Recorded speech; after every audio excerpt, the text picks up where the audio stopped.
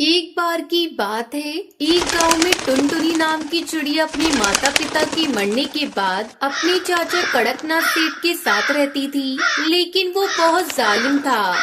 जब देखो तब किताबों में आंखें गड़ी रहती हैं। सुनो, आज मुझे भिंडी खाने का बहुत मन कर रहा है। जा मेरे लिए बाजार से भिंडी लेकर आ।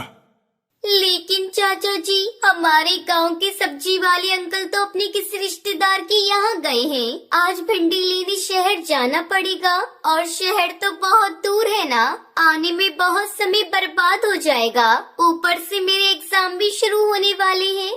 देख, तू मेरे रहमो करम पर जिंदा है, समझ गई ना? इसलिए मैं जो भी हुक्म दूंगा तुझे मानना ही पड़ेगा। मेरे लिए भिंडी लेकर आ, वरना मैं तेरी किताबों में आग लगा दूंगा, आग। अपने चाचा की इस तरह की बातें सुनकर टुनटुनी बहुत गुस्सा थी, लेकिन वो मजबूर थी। वो भिंडी लेने के लिए शहर चली जाती है। थोड़ी दूर चलने के बाद वो एक सुनसान रास्ते पर पहुंच जाती है। तभी उसे जिगरबाज नाम का एक बदमाश मिलता है। वो सुनसान सड़क पर पक्षियों को अकेला देखकर उनसे पैसे छीन लेता था।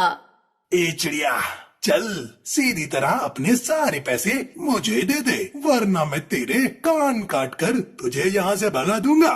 ये देख मेरा चाकू, मैंने इससे बहुत सारी पक्षियों के कान काटे हैं, कान। टुनटुनी उसके सामने गिड़गिड़ाने लगती है, लेकिन जिगरबाज को कोई फर्क नहीं पड़ता और वो जबरदस्ती उसके सारे पैसे छीनकर वहाँ से भाग जाता है। ये देखकर टुनटुनी दुखी होकर रोने लगती है। तभी अचानक उसके पास एक बड़ी सी ट्रेन आ जाती है। अचानक सड़क पर ट्रेन को देखकर टुनटुनी को अपनी आंखों पर यकीन नहीं होता। तभी ट्रेन में से एक भूतिया चिड़िया की आत्मा बाहर निकलती है। सुनो चिड़िया, मैं अच्छी भूतिया चिड़िया की आत्मा हूँ। मैं यहाँ तुम्हारी मदद करने आई हूँ। चलो ट्रेन के अंदर आ जाओ। ये सुनकर टुनटुनी चिड़िया ट्रेन में चढ़ जाती है। उसके बाद ट्रेन तेज रफ्तार से चलने लगती है। टुनटुनी देखती है कि ट्रेन के अंदर बहुत सारे पक्षी उदास बैठे हुए थे। चलो पक्षियों, अब तुम सब एक एक करके मुझे अपनी परेशानी बताओ। ये सुनते ही सब पक्षी अपनी परेशानी बताने लगते हैं। फिर टुनटुनी चिड़िया कहती है, मेरे चाचा बहुत जालिम है।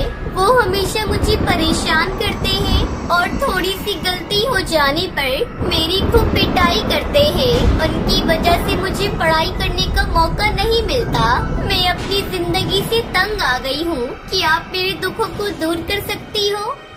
चिंता मत करो, आज के बाद तुम्हारे चाचा तुम्हें कभी परेशान नहीं कर पाएंगे। इतना कहकर वो टुनटुनी चिड़िया को एक जादुई अंडा देती है। इस जादुई अंडे को लेकर अपने घर चली जाओ। ये जादुई अंडा तुम्हारी जिंदगी से सारे दुखों को दूर कर देगा। उसके बाद भूतिया टुनी चिड़िया की आत्मा की ट्रेन टुनटुनी को उसके घर के सामने छोड़कर वहाँ से चली जाती है। क्यों री टुनटुनी की बच्ची, मैंने तुझसे भिंडी लाने के लिए कहा था, हैं? कहाँ है मेरी भिंडी? तभी जादुई अंडा बोलता है, ठहर जाओ, मैं तुम्हारे भिंडी खाने का शौक पूरा करता हूँ। उसके बाद जादुई अंडे से ढेर सारी लाल मिर्च से भरी हुई भिंडी बाहर निकलने लगती है और एक एक कर सारी भिंडी कड़कनाथ सेठ के मुंह में जाने लगती है। अरे मर गया, अरे ये भिंडी तो बहुत तीखी है। नहीं नहीं, मुझे भिंडी नहीं खानी, बच करो। लेकिन जादुई अंडा नहीं रुकता। फिर थक आकर कड़कनाथ सेठ टुनटुनी के कदमों में गिरकर गिड़गिड़ाने लगता है। बस बहुत हो गया, मेरे चाचा को माफ कर दो जादुई अंडे, और तुम्हारा बहुत बहुत शुक्रिया जो तुमने इतनी मेरी मदद की।